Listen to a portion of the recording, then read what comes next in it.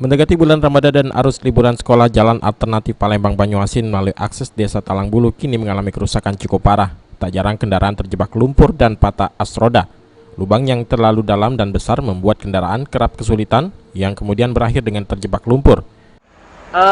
Mana kondisi jalan ini? Macet parah. Kan dikata Hancur. rumah di Rehapan ya. Jadi akibatnya mogok mobil gitu. Mogok Patah. dulu sampai patah as roda. Dari jam berapa ini?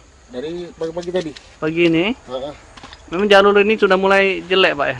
Rata-rata. Pak, dari ujung ke ujung udah mulai jelek, Pak. Harapannya pemerintah provinsi, Pak? Harapannya untuk perbaiki jalan. Itu, Pak. Sampai sekarang belum ada. Belum ada. Belum ada perbaikannya. Apalagi jalan alternatif tersebut kerap dilewati oleh truk-truk pengangkut karet. Bukan hanya jalan, lantai jembatan juga mengalami amblas. Landasan jembatan ini bahkan sudah amblas cukup lama, namun hingga kini belum kunjung diperbaiki.